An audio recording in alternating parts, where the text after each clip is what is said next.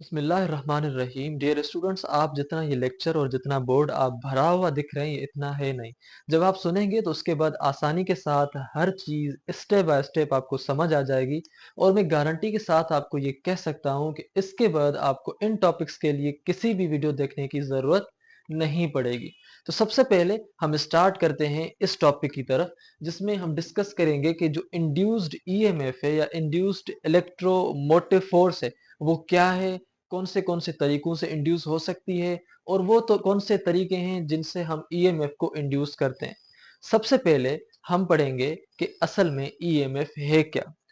तो देखें, ईएमएफ को हमने पिछले वीडियो के अंदर भी डिस्कस किया, लेकिन इसके अंदर भी हम इसलिए समझेंगे ताकि ईएमएफ का हमें पता हो कि असल है क्या। तो ईएमएफ को हम कहते हैं कि इलेक्ट्रोमोटिव फोर्स है, या जो ईएमएफ है वो एक किस्म का वोल्टेज है जो प्रोड्यूस तब होता है जब आपके पास मैग्नेटिक फील्ड किसी भी कंडक्टर के अराउंड चेंज होती है। जब ये कंडक्टर है, इस कंडक्टर के अराउंड मैग्नेट के जरिए से हमने मैग्नेटिक फील्ड को चेंज किया, तो इस कंडक्टर के अंदर करंट प्रोड्यूस हो जाएगा। और वो करंट प्रोड्यूस तब हुआ क्योंकि उसके अंदर ईएमएफ प्रोड्यूस हुई है। तो इस वजह से ईएमएफ को हम कहते हैं वोल्टेज, या ईएमएफ को हम कहते हैं पोटेंशियल डिफरेंस। तो जब भी मैग्नेटिक फील्ड किसी कंडक्टर के अराउंड चेंज होती है, तो उस कंडक्टर के अंदर इलेक्ट्रोमोटिव फोर्स प्रोड्यूस हो जाती है। और वो इलेक्ट्रोमोटिव फोर्स दरअसल वोल्टेज होता है, और वो वोल्टेज उस कंडक्टर के अंदर करंट को प्रोड्यूस करता है। इसी वजह से उस करंट का नाम फिर इंड्यूस्ड करंट कहलाया जाता है। तो अब के आई होप कि आपको ये शॉर्ट डेफिनेशन समझ आई। अगर आपको ये चीज डिटेल में समझनी है, तो हमारा जो पिछले वाला वीडियो है जिसके अंदर हमने ईएमएफ को समझाया है, आप उसके अंदर इस चीज को डिटेल में समझ सकते हैं। तो सबसे पहले हम ये चीज देखते हैं कि हमारे पास ईएमएफ को इंड्यूस करने के लिए बुनियादी तौर पर दो प्राइमरी तरीके हैं। पहला तरीका जिससे हम ईएमएफ को इंड्यूस कर सकते हैं, या ईएमएफ को या इंड्यूस्ड करंट को प्रोड्यूस कर सकते हैं, पहला मेथड है रिलेटिव मूवमेंट। इस मेथड का जो दूसरा नाम है वो जनरेटर इफेक्ट है। दूसरा तरीका जिससे हम ईएमएफ को इंड्यूस कर सकते हैं या ईएमएफ को हम बना सकते हैं, वो है by changing a magnetic field. और इस मेथड का जो दूसरा नाम है वो है ट्रांसफार्मर इफेक्ट। अब सबसे पहले हम इस मेथड पर आते हैं कि भाई इस मेथड के जरिए से हम ईएमएफ को इंड्यूस कैसे कर सकते हैं, या करंट को इंड्यूस हम कैसे कर सकते हैं। तो सबसे पहले हम देखेंगे कि यहां पर हमारे पास जो मेथड है वो बाय रिलेटिव मूवमेंट है, या बाय जनरेटर इफेक्ट है। यानी वो मेथड जो जनरेटर के अंदर इलेक्ट्रिसिटी को जनरेट करने के लिए इस्तेमाल होता है, वो मेथड कहलाया जाता है रिलेटिव मूवमेंट वाला मेथड, जिसके जरिए से ईएमएफ को इंड्यूस किया जाएगा। अब ये आपके पास दो मेथड है, एक आपके पास ये मेथड, एक आपका ये मेथड। थोड़ी आपकी इनकी वर्किंग समझ लें। इस मेथड के अंदर ये है कि जो मैग्नेट्स हैं वो स्टेशनरी होंगे, मैग्नेट्स रेस्ट में होंगे, मैग्नेट्स मूव नहीं करेंगे। लेकिन उनके बीच में ये जो कॉइल होगी वो मूव करेगी, वो मूविंग कॉइल होगी, वो रोटेटिंग कॉइल होगी। यहां पर यह होगा कि कॉइल जो होगी वो स्टेशनरी होगी, मगर जो मैग्नेट होगा वो मूविंग मैग्नेट होगा।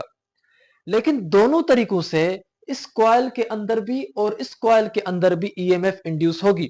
जब कॉइल मूव करेगी और मैग्नेट्स रेस्ट में होंगे, फिर भी इस कॉइल के अंदर ईएमएफ इंड्यूस होगी। लेकिन जब कॉइल रेस्ट में हो और मैग्नेट उसके अराउंड मूव करे, फिर भी इस कॉइल के अंदर करंट इंड्यूस होगा या ईएमएफ इंड्यूस होगी।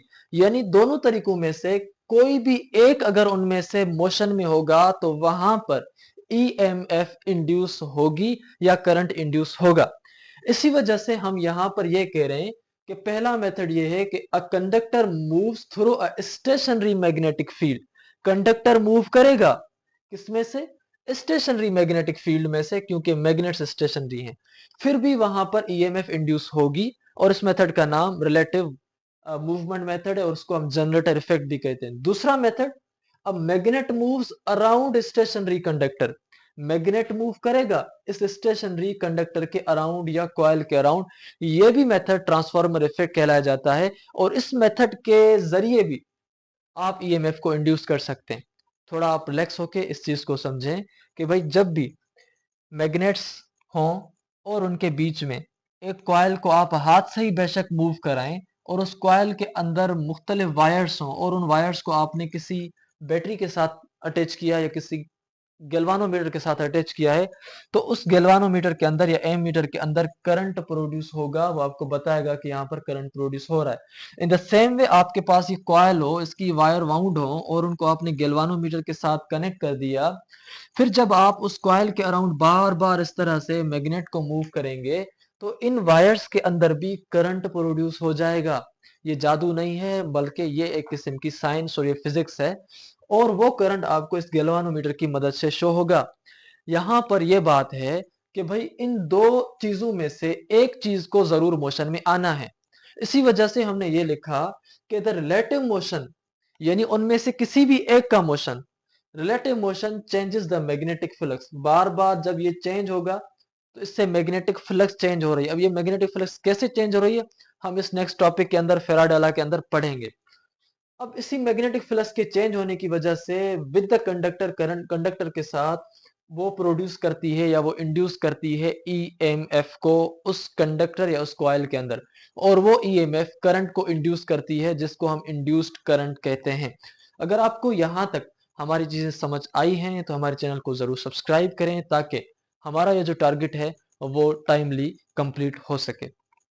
तो यहाँ पर इस बाय रिलेटिव मूवमेंट का जो एग्जाम्पल है, इस मेथड्स के जरिए से जो हमारा कोई कंपोनेंट चलता है तो उस कंपोनेंट का नाम इलेक्ट्रिक जनरेटर है। अब इलेक्ट्रिक जनरेटर आप देखते हैं कि उसके अंदर जो कॉइल है वो रोटेट करती है मैग्नेटिक फील्ड के अंदर। तो जैसे ही वो कॉइल आपकी रोटेट करती है मैग्नेटिक फील्ड के अंदर, तो उस कॉइल के अंदर करंट आता है और वो करंट हम बाहर निकालते हैं। भाई अगर आपने पुराने जनरेटर्स देखे हों तो पुराने जनरेटर्स को चलाने के लिए आपने सबसे पहले क्या करना पड़ता था, आपने उस जनरेटर को मूव करवाना होता था तेज से। अब ये मूव आप क्यों करवाते थे? वो मूव आप जनरेटर को इसलिए करवाते थे ताकि एक मर्तबा जब आप इस कॉइल को मूव करवाते थे तो ये कॉइल मूव होने की वजह से इसमें करंट प्रोड्यूस हो जाता था। तो हम कहते थे कि भाई अब जनरेटर जो है वो चल गया। ये पुराने जनरेटर्स के अंदर मतलब वर्किंग होती थी। अब यहाँ पर आपके पास अगर कोई लॉ इस किस्म की कंडीशंस पर अप्लाई होता है तो उसका नाम है फेराडेज लॉ। यानी कि अगर ये सारे प्रिंसिपल्स आपके समझ आ रहे हैं, आपको समझने हैं, तो आपको फेराडे लॉ को समझना पड़ेगा। और वो हम इस टॉपिक के बाद फेराडे लॉ को समझेंगे और उसके साथ साथ हम लेंज लॉ को भी समझेंगे क्योंकि वो दोनों लॉज एक दूसरे के साथ लिंक्ड हैं। अब हम आते हैं हमारे पास जो दूसरा मेथड है जिसके जरिए से ईएमएफ को इंड्यूस किया जा सकता है, वो दूसरा मेथड हमारे पास है by changing a magnetic field. और इस मेथड का जो अलग नाम है वो है ट्रांसफार्मर इफेक्ट, क्योंकि यह मेथड हमारा ट्रांसफार्मर के अंदर लगता है या ट्रांसफार्मर के अंदर ज्यादा यूज होता है। इसी वजह से इस मेथड का नाम ट्रांसफार्मर इफेक्ट है और इस मेथड के जरिए से भी हम ईएमएफ को इंड्यूस करेंगे। इस मेथड के जरिए से भी हम ईएमएफ को इंड्यूस दो तरीकों से करेंगे, यानी एक मेथड इसके अंदर भी दो दूसरे मेथड हैं, दो अलग तरीके हैं। सबसे पहला यह है कि by changing a magnetic field in one coil the induces the current in an other coil.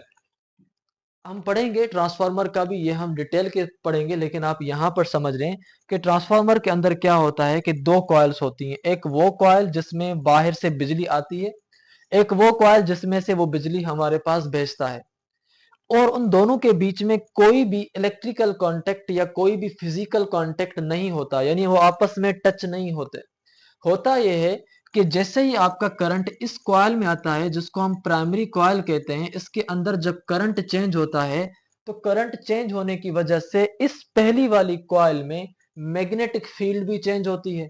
जैसे ही इस प्राइमरी कॉइल में मैग्नेटिक फील्ड चेंज होती है और वो मैग्नेटिक फील्ड इस मैग्नेटिक फील्ड के साथ टच होती है, तो वो मैग्नेटिक फील्ड इस कॉइल के अंदर भी करंट को इंड्यूस कर देती है। यानी कि प्राइमरी कॉइल में मैग्नेटिक फील्ड चेंज हो और वो इंड्यूस करेगी करंट को सेकेंडरी कॉइल के अंदर।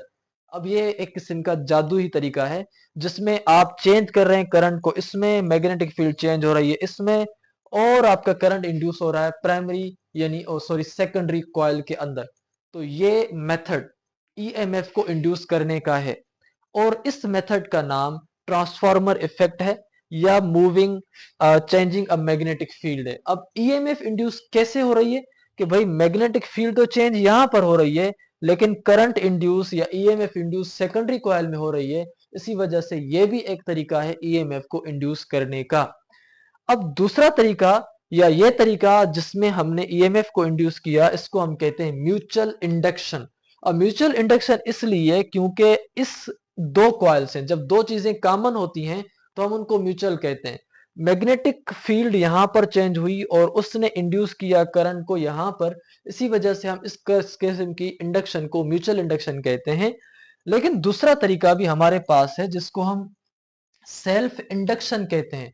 सेल्फ इंडक्शन भी ईएमएफ को इंड्यूस करने का एक तरीका है।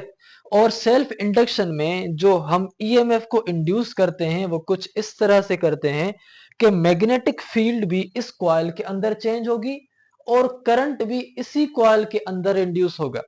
यानी कि सारा काम वो एक कॉइल के अंदर ही हो रहा है।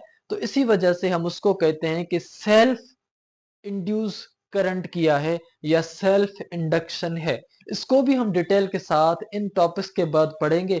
ये सारे टॉपिक्स जो मैं बार बार कह रहा हूं कि हम पढ़ेंगे, तो मतलब ये है कि ये अलग टॉपिक भी बजाते खुद हैं।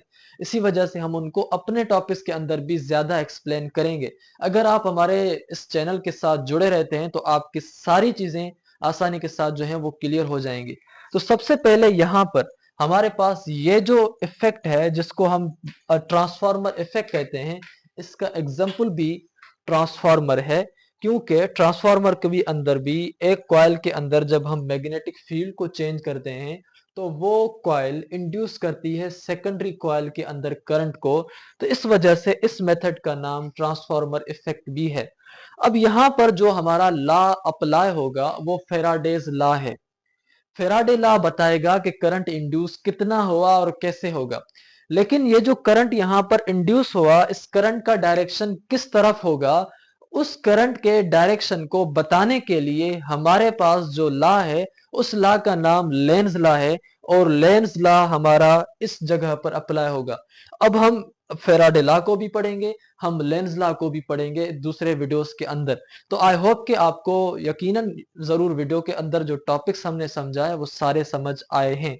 तो हमारे चैनल को जरूर सब्सक्राइब करें और जो दूसरे आपके दोस्त हैं एकेडमी में और कॉलेज में आपके साथ पढ़ रहे हैं उनके साथ भी जरूर रिकमेंड करें। तो मिलेंगे नेक्स्ट वीडियो के अंदर जो हमने यहाँ पर मेंशन किया है। तो तब तक दीजिएगा इजाजत। अल्लाह हाफिज।